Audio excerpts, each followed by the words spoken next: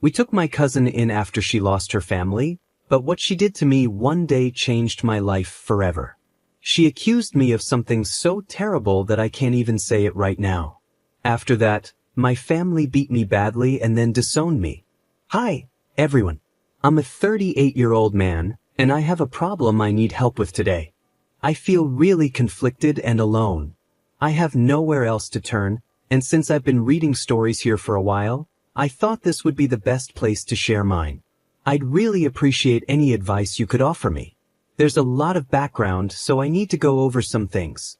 This is going to be a long story. First, let me tell you about my terrible cousin Rachel. She's the worst person I've ever known. I know that sounds harsh to say about a family member, but for Rachel, it's true. Then there's my mom and dad, which is a whole other issue, and I'll get into that soon. As I got older and learned about psychology and why people do bad things, I tried to give Rachel the benefit of the doubt. But in the end, I just couldn't forgive her, and I still hate my whole family because of what happened. Sure, Rachel had a tough childhood. My uncle, who was Rachel's dad and my dad's brother, was the black sheep of the family. He was an abusive, lazy man who drank and smoked all the time and never worked. He hurt Rachel, and her mom wasn't much better. I understand how trauma can deeply affect people, especially when they experience it at a young age. But I believe it's our responsibility as people to deal with our trauma so that we don't pass that pain on to others. We ended up passing the pain we felt on to others around us. Sadly, Rachel never learned to break this cycle and became a lot like her parents in many ways. My parents knew about Rachel's tough home life, so they were always very protective of her. They tried to help by calling Child Protective Services on my aunt and uncle, but when the authorities showed up, Rachel's parents always managed to talk their way out of trouble. Then one day, Rachel's parents were in a car accident. They were running from the police after robbing a store to support their drug habit. They crashed their car and both died. Rachel was left an orphan, which is a difficult thing to go through, even when your parents are as awful as hers were. Instead of letting her end up in the foster care system, my parents decided to adopt her. Even though I didn't know Rachel very well, despite all our family get-togethers, and even though our interactions as kids were always unpleasant, I was kind of excited about having a little sister move in. Sure, she was only a year younger than me, but as an only child, I often felt lonely and thought it would be fun to have someone to play with. If only I had known how much my life would change after that, I would have begged my parents to send her far away, because her heart was as cold as ice. My mom and dad weren't perfect parents either. They drank a lot and weren't great with managing money, but they worked hard to provide for me. They did their best to support me, but even when I was young, I overheard my mom talking to her friends. She would say how she had always wanted a daughter instead of a son. She didn't know I was nearby listening, but even as a little kid, I understood what she meant. Those words cut deep, like a knife. As soon as Rachel moved in, it felt like my mom and dad acted like I didn't exist anymore. I've always been a shy, awkward kid, and I guess that disappointed my traditional parents. My dad had been the captain of the football team in high school, but I couldn't even throw a ball without tripping over my own feet. I was clumsy and didn't know how to talk to girls, while my dad had been a ladies' man, dating all over town before settling down with my mom. No matter what I did, I couldn't get a girl to like me. My parents always told me I needed to toughen up. They said I was too soft, so my self-esteem was already pretty low. But when Rachel came into the picture, it was completely destroyed. Mom and Dad adored Rachel. They treated her like she could do no wrong. If she drew a picture, no matter how bad it looked, they would hang it on the fridge. But when I drew something, they'd barely glance at it before tossing it aside. Rachel would get praised for getting BS in school, while I got straight A's, and they never once told me they were proud of me. She always got the best birthday parties, the best Christmas gifts, and everything she wanted. When Rachel started going to school with me, things only got worse. She was a grade below me, but she did everything she could to make my life miserable. I was an awkward nerd, and Rachel was pretty, popular, and loved to gossip. She quickly became part of the cool crowd, the jocks and the cheerleaders, the same people who loved picking on me. Rachel fit right in with them, like a fish in water. Her boyfriend was the captain of the football team, and he was also my biggest bully. He and his friends would do horrible things to me, like shoving my head in the toilet and other humiliating acts. No matter how hard I tried to stay out of their way, I got beaten up every single day. Rachel never once stood up for me. Instead, she'd watch with a smirk on her face, or sometimes even laugh. I'm not exaggerating when I say she acted like a sociopath. She made my life at school a living nightmare, and she wasn't satisfied with just that. She also made sure my home life was just as unbearable. It felt like I was living in a prison, and the torment would start all over again the next day at school. I never got a break. The emotional damage I suffered during that time can't be overstated. It changed me forever. I'm scarred because of all the abuse I went through. I tried telling my parents about the bullying at school, but they brushed it off like it was nothing. They said it was just boys being boys. My dad would always tell me I needed to man up, as if that would fix everything. I wanted the bullying to stop. My parents saw me with black eyes and bruises, but they still didn't care. Rachel would just stand there and laugh during these talks. Besides that, she was always making up lies about me. She would break things around the house and blame me. Sometimes she would even cry and tell my parents that I hit her. She was so good at lying that she almost made me doubt myself, like maybe I really did what she said. Of course, my parents believed everything she told them. I lost track of how many times I was unfairly punished for things I didn't do. Over time, this started to wear me down. I felt worthless and became more and more depressed. As the stress piled up, my grades started to slip. Even though my grades were still better than Rachel's, my parents scolded me for it. This just made me feel even worse. Because my grades dropped, I couldn't get into the university I dreamed of. I felt stuck in our small town, in that miserable house. I ended up going to a local community college and worked hard on an engineering degree. I just wanted to be successful and get far away from my awful family. Rachel, on the other hand, had no plans for her future. She didn't even graduate from high school. She dropped out at the start of her senior year and began sleeping with nearly every guy in town. She partied all the time, got hooked on drugs, and my parents kept making excuses for her. They would say something weak like they disapproved of her behavior, but they were too soft on her. They made it easy for her to keep acting the way she did. During this time, I was still living at home, and Rachel's treatment of me got even worse. I remember one night she had a party at the house with her boyfriend at the time. She had a bunch of boyfriends. All her friends were there, and I was trying to study for an exam. I asked them politely if they could quiet down, speaking in the nicest way possible. But Rachel and her boyfriend took it the wrong way.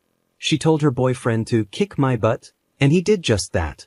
He beat me so badly that I had to call the police. I was taken to the hospital for my injuries, but my parents and Rachel told me I was the one overreacting. They even convinced me not to press charges against that guy. Looking back, I should have sued all of them. Then came the day that changed my life forever.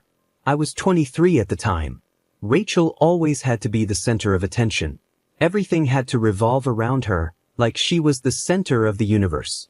Whenever something went wrong in her life, she took it out on others. She was often rude to my parents, even though they had done so much for her over the years. But whenever anything went wrong in her life, I was always her main target. Recently, Rachel had been dumped by another boyfriend. I guess in her mind, this guy was the one. She was really upset after this breakup. She never made good choices when it came to men, and to make things worse, this guy was the father of her child, Frank. Rachel was already struggling to take care of him, so most of the responsibility had fallen on me and my parents. It was a bad situation, and I wasn't happy about it. Despite everything we were doing to help her, Rachel had been extra rude and sour lately, like we owed her something. Right before the event that changed everything, Rachel and I had gotten into another argument. This wasn't unusual. We argued a lot, and things often got heated, so I didn't think much of it. During the argument, she kept insulting me, calling me an ugly loser and throwing all kinds of nasty words my way. I'd had enough of her abuse, so I snapped. I told her that every man would leave her because she was worthless. She looked furious, angrier than I had ever seen her, but I just walked away, thinking it was another dumb fight. I didn't realize how seriously Rachel had taken that comment. I was minding my own business one day when my parents suddenly came to my room and literally broke down my door. I was in total shock, demanding to know why my parents and other family members had suddenly barged into my room. I was so confused. Then I saw Rachel walk in, crying like she was heartbroken, but I knew it was all fake. I had a bad feeling about what was coming, and sadly, I was right. That's when Rachel dropped a huge lie on me, and it hit me hard. She pointed at me and said, "There he is, the one who assaulted me." My jaw dropped. She was accusing me of something terrible. I was stunned and immediately thought back to our argument a few days before. I asked her if that was why she was doing this, but my dad jumped in and yelled, "Shut your mouth and stop making excuses." I kept denying the accusation, but that's when the punches started. My whole family began beating me. It was brutal, far worse than anything I had ever experienced, even at school. They told me in no uncertain terms to pack up my few belongings and get out of the house immediately. They also made it clear I was lucky they weren't reporting me to the police. I kept saying I was innocent, but they told me to shut up. My family disowned me, all because of Rachel's lies. It was the worst day of my life. I was homeless. But despite everything they did to me, I held on. I made a life for myself. I showered at the college gym, washed my clothes at the laundromat, worked 2 jobs, and went to school full-time. Eventually, I saved enough to get my own place. I did it all by myself, with no help from anyone. Now, I'm 38, and I haven't spoken to my family since the day they beat me and threw me out. But today, something unexpected happened. I got a call from Rachel. It was from my parents' phone number, so I guess she's still living with them. Even though it had been years since we last spoke, I immediately recognized her voice, and I froze. Just hearing her voice brought back all the trauma. But something was different this time. Rachel's tone was softer. I asked her why she was calling, and she asked how I was doing, something she had never cared to ask before. Then she told me the real reason for her call. She said she was dying. That's right, Rachel has terminal cancer. I didn't say anything after she told me all that. She went on to say she was a single mom now, with Frank, who's 19, and another son, Tyler, who's 16. Then, out of nowhere, she apologized. She said that God was punishing her for lying about me and accusing me of assaulting her. I was shocked. She asked for my forgiveness, and I didn't know what to say. I told her I needed time to think and hung up the phone. My heart was racing. Not long after the call, she sent me a text explaining everything again and saying how sorry she was. She talked about how her sons would grow up without a mom and how she regretted being such a terrible person her whole life. I still haven't responded to her text, and I'm torn about what to do. Should I forgive her? The truth is, I still hate her deeply. What do you guys think I should do? What's up, everyone? Revenge Online here. We've got some big updates on this story, and honestly, that twist really took me by surprise. Let me know your thoughts in the comments below. And if you're new to the channel, make sure you hit that subscribe button so you don't miss another story.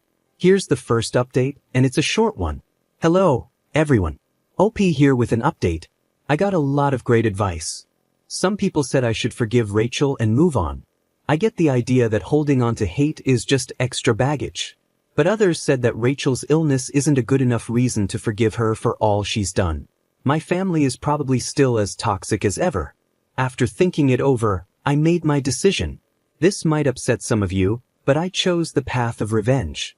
I found Rachel's Facebook page and saw that her sons, Tyler and Frank, were on her friends list. I sent them screenshots of Rachel's confession. Then, I tracked down her ex-husband and sent him the same screenshots. Finally, I sent them to my parents and the rest of the family.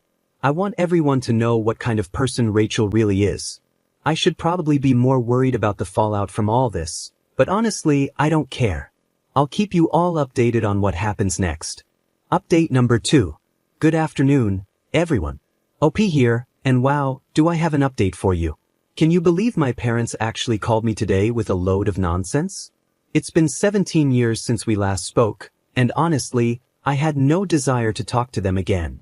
I should have known they would try to reach out after I dropped that bombshell about their golden child, Rachel. To my surprise, at first, Mom and Dad were pretty apologetic. They admitted that it was wrong to disown me just based on Rachel's lies without hearing my side of the story. I reminded them that they had a habit of doing that long before this whole incident even happened. I guess they expected me to be happier about their apology, but when I wasn't, they quickly changed the subject to Rachel's cancer. They said I was wrong to involve Rachel's kids and ex-husband and told me I should have waited longer to share the truth with the family. I was blunt and told them I didn't care. I reminded them that they should have thought about all this before they disowned me and ruined my life. I also made sure to bring up how they conveniently forgot about the time the whole family beat me up. I was furious. I hung up, hoping to never hear from them again. Update number 3. Hello, everyone. Today is a beautiful day, and I've got some big news to share with you. I got another phone call from my parents this morning. I hesitated to answer, but I figured it must be important if they were calling again, so I picked up. My parents were in tears, crying uncontrollably. They told me Rachel passed away this morning. But it's only been 5 days since she confessed her lies to me, and now she's gone. I know this might sound cold or heartless, but I didn't feel anything. Not a single thing. My parents asked why I wasn't saying anything, and I told them straight up, I don't care. They called me heartless and cruel for saying that about my own cousin, but I reminded them that they were the ones who had abandoned their only son. I could hear them starting to protest and scold me, but in that moment, I realized I had the power now, not them. I hung up the phone just like I did the day before. Rachel's gone, so at least she won't be around to mess with me anymore. But I feel like my family still doesn't get the message. They need to learn a lesson, and I don't want to sound mean, but I think a little more revenge is necessary to make sure they understand. So, I've come up with a plan, and I'll soon be back to explain what's next. Update number 4. Hey guys, OP here with another update. Today was amazing, everything went just as I planned. Let me get right to it and tell you what happened. It wasn't hard to find the details about Rachel's funeral. Honestly, I was surprised they were even having a funeral for her, considering what kind of person she was. But I found the information online and started preparing. I even rented a tuxedo to make sure I looked sharp. Of course, I wasn't invited to the funeral, so I decided to invite myself. I figured it would be a nice surprise for my dear family. After all, none of them had seen me in 17 years, and they never bothered to check how I was doing. Now it was time to show them who's in charge. I arrived at the funeral a little late, and the service had already started. When I walked through the church doors, I saw a surprisingly big crowd there to say goodbye to Rachel. That worked out well for me, more people to witness the scene I had planned. I walked straight up to the podium and told the preacher to step aside. People in the crowd started whispering, trying to figure out who I was. I heard someone say, "Is that?" They couldn't quite place me at first, but it was time to remind them. I gave my speech and I didn't hold back. I exposed my parents for all their neglect and abuse. Then I laid out every terrible thing Rachel had done to me over the years. I didn't care who was listening, even if there were kids in the crowd. They needed to know that their mother was a horrible person. I trashed my entire family to their faces and reminded them how they turned their backs on me when Rachel falsely accused me of assault. It felt good to finally say everything I'd held in for so long. I told them it was disgusting how they immediately believed that I did something so horrible to my own cousin without even hearing my side. That's when my father stood up and told me to shut up and leave. He said I was ruining the funeral and that no one in the room wanted to hear me spread lies about Rachel. Lies? It was almost laughable.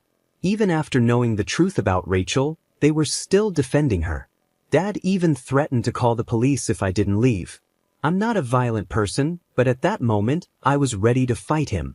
Then something unexpected happened. Tyler and Frank stood up. No one had asked them what they thought, and for the first time, they spoke out. They confirmed everything I said about Rachel. They shared how she neglected and abused them, spent all her money on drugs and alcohol, and didn't care for them at all. There was an uproar in the funeral hall. I could tell my family was shocked. I guess hearing it from Rachel's own children hit differently than hearing it from me, the family's black sheep. I left them there, arguing and grumbling amongst themselves. I had said what I needed to say, and I was done. I walked out of the funeral and headed back to my apartment. Final update. Hello, everyone. OP here with a final update. I just wanted to say thank you to all of you for your supportive comments and advice. It really helped me get through all of this. I also wanted to share that I ended up adopting Tyler and Frank. After everything they went through growing up with Rachel and my family, I think they were relieved to see someone stand up and speak the truth at the funeral. The rest of the family wanted nothing to do with the boys, and they had nowhere to go after Rachel passed.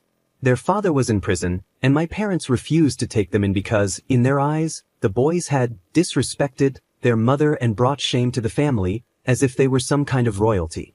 But I'm glad to have them with me now, and we're moving forward together. Thanks again for all your support. I did the right thing by adopting Tyler and Frank. We've moved far away from the rest of the family, and we're living a great life now. Tyler and Frank don't act anything like their mother, and I'm proud to see them growing into great men. Thank you all for your support. The comment section wasn't happy with my family, and it was clear to everyone how toxic they were. Even when I stood up at the funeral and told the truth about Rachel, they didn't want to hear it, even though I had proof. It wasn't until Tyler and Frank confirmed everything, I said that people started to realize how abusive Rachel had been.